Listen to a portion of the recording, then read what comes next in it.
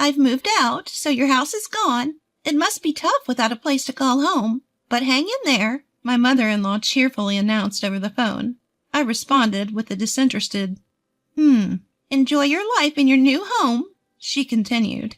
Yes, thank you, and please never come back to my house. After all, you'll be getting a divorce. With that, my mother-in-law hung up. I stood still at the airport for a moment. What welled up within me wasn't anger, but joy. Yes! I clenched my fist in a small victory gesture and set off for home with a spring in my step. My name is Emma. My husband, David, was assigned to work abroad immediately after our marriage, forcing us into a short period of living apart. Despite the distance following our immediate marriage, David and I had been dating for 5 years before tying the knot and had also lived together. Our long-term relationship and cohabitation had built a strong bond of trust between us. I didn't worry about David being unfaithful, and instead, I hoped that he would remain healthy while overseas.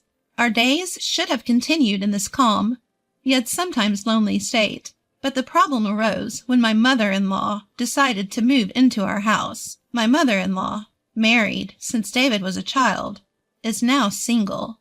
Upon learning that David was being assigned overseas, she declared, I'll keep my eye on you, Emma, to make sure you don't cheat. She began living in our house without our consent.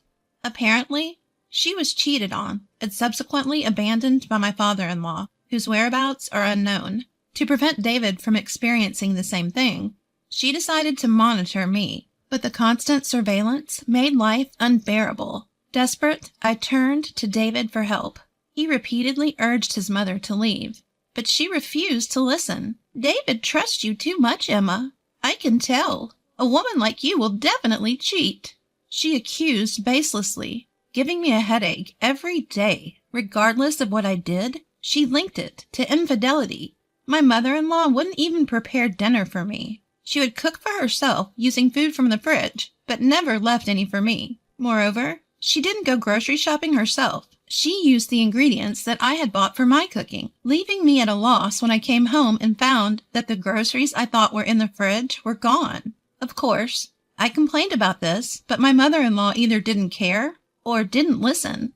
I suppose you ate dinner out with your boyfriend since you're cheating, she would say, irritating me beyond belief. Even when I came home late from work and started cooking, she would create a commotion, accusing, you must be cheating if you come home at this hour, leaving your mother-in-law alone. During my work's busy period, when I was often coming home late, she constantly made a fuss about me cheating. I was so stressed that I even felt sick. I'm begging you, please leave. I'm not cheating. I truly love David. I told her. David, too busy to come back to the U.S., tried his best to persuade his mother. Still, her response was disheartening. So you want me to leave that badly? You must be cheating after all. I could only sigh at this point. On a day off, I went out to meet a friend and was once again accused of cheating by my mother-in-law. My mother-in-law seemed determined to catch my infidelity and began a clumsy attempt to tail me from behind. She hid behind lampposts and behind our home's brick wall, busily skulking about. I chose to ignore her antics. I met up with a friend at a cafe, grumbling in a low voice so my mother-in-law wouldn't hear. Suddenly, a flash of light blinked a few times. It was her, taking pictures of me. My friend, looking suspicious, asked, What's that, a stalker? My friend Abby has been a close friend since our student days. Abby, a tough woman, began to stand up, saying, Should I tell her off? But I quickly persuaded her to sit. No, please sit down. Abby, sporting a pixie cut in street-style fashion, looked androgynous. I mentioned that my mother-in-law might have mistaken her for a man, which caused Abby to double over in laughter. Enjoying the spectacle, Abby leaned closer to me, held my hand as a joke to provoke my mother-in-law. Each time, my mother-in-law flashed her camera, capturing every moment. When I checked in the mirror, she seemed thrilled, snapping photos of us while her nostrils flared with excitement. I found myself laughing at the absurdity of the situation.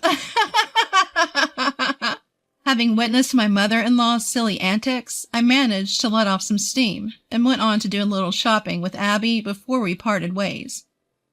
Sure enough, my mother-in-law followed me home, hiding behind lampposts and brick walls just like before. Every so often, I'd quickly run around like playing a game of red light, green light, and she'd scamper off to hide. It was amusing, and I found myself playing along with her ridiculous game. I thought how foolish she must be to believe that I didn't notice her tailing me. Once I arrived home and started to take off my shoes, my mother-in-law quickly rushed in. If she was tailing me, she could have at least delayed her return home. I was taken aback when she excitedly showed me a disposable camera. "Emma, I finally got proof of your infidelity. I'm going to send all of these to David, so be prepared." "Oh, really? Good luck with that."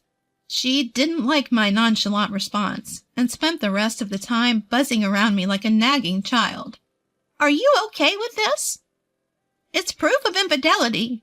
Your face and his are both clear in the photos." But I calmly kept responding, "That's fine." While it was unfortunate that Abby's androgynous look got her mistaken for a man, David had met Abby several times before we got married. Even if she sends a photo of me and Abby as proof of infidelity, David will likely recognize her as just a friend. As I endured my mother-in-law's ridiculous and childish schemes, I suddenly had to go on a business trip overseas. It was a shame that I wouldn't be able to meet David because it was in a different country, but it couldn't be helped.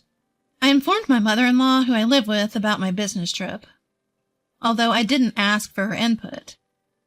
In her mind, it seemed to translate into a romantic getaway. While I was preparing for my business trip, my mother-in-law smirked and said, "It'll be a big problem if you come back pregnant from your romantic getaway. David hasn't seen you in a while, so it won't be easy to pretend that the baby is his." Her distasteful imagination made it pointless to argue back. I responded nonchalantly, "Yes, indeed, but it's a business trip, not a romantic getaway." And I left for my trip. My business trip was busy and hectic, and the days flew by in a whirl. When I finally returned to the U.S., I was exhausted. My boss, who had also joined the trip, seemed worn out as well and left for home.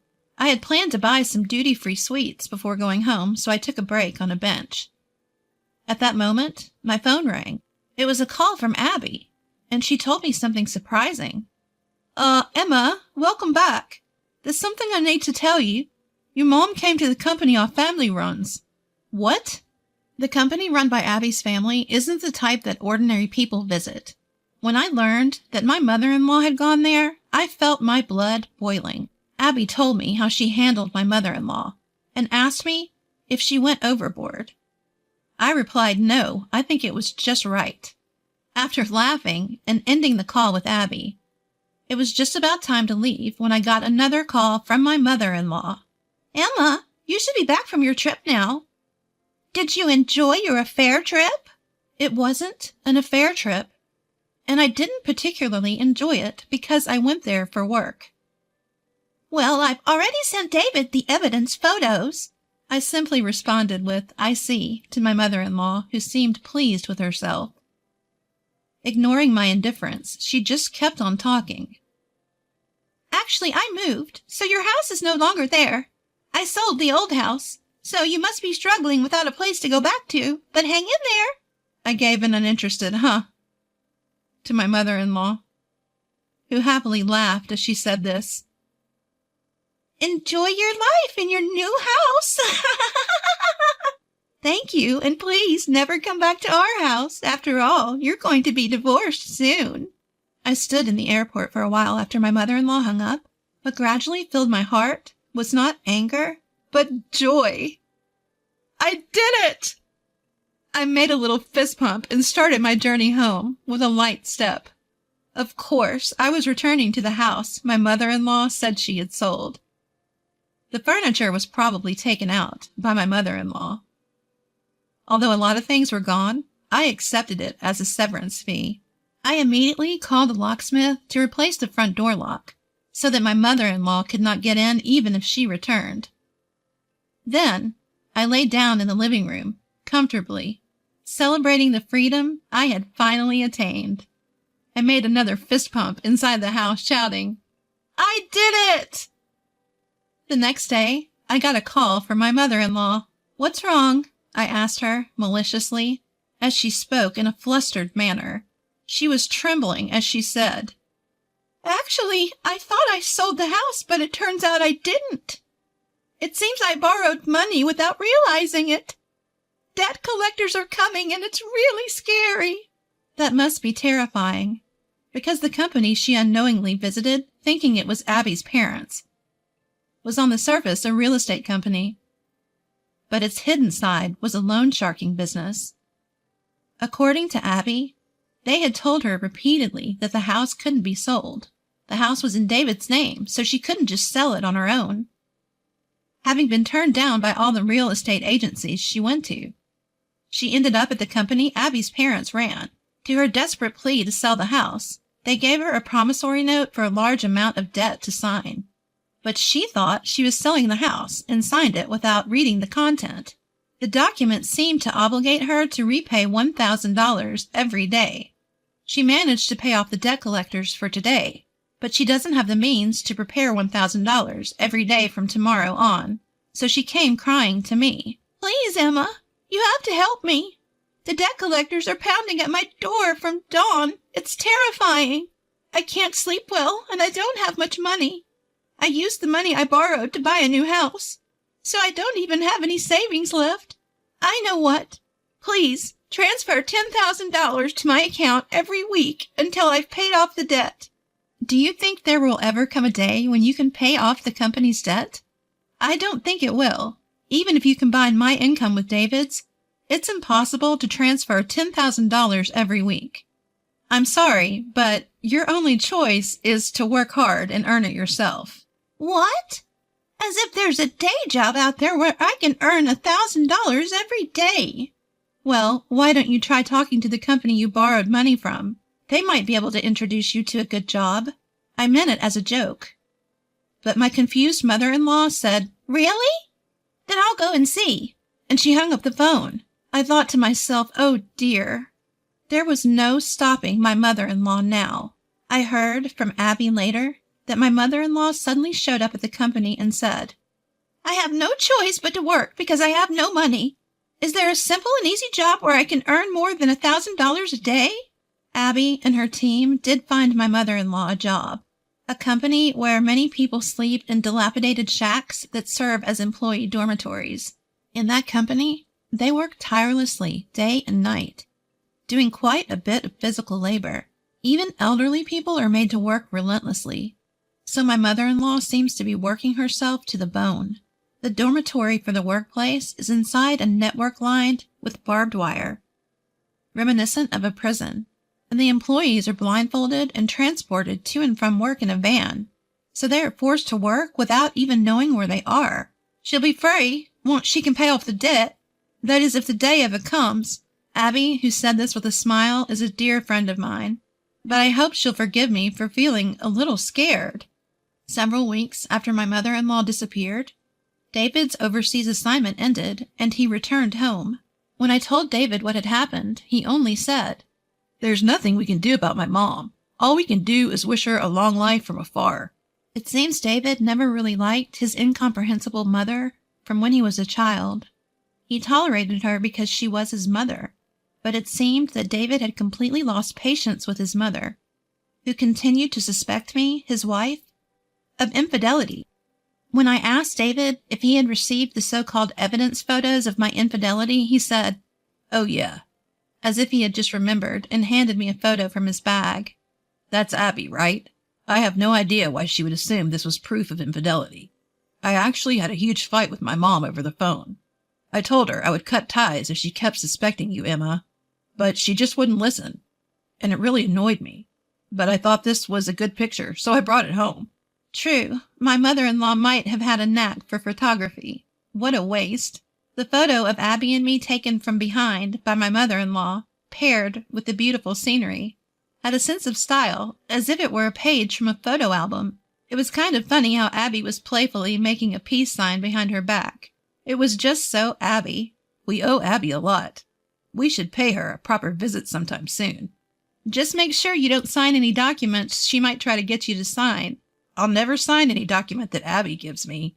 Chuckling together, David and I were finally able to live like a newlywed couple. We had no idea what happened to my mother-in-law afterwards, but she's probably still doing hard labor somewhere in the States. We felt like we could find out where she was if we asked Abby, but neither David or I had any desire to track down my mother-in-law. David and I continued to live happily together, and I gave birth to our first child. We are enjoying our blissful days.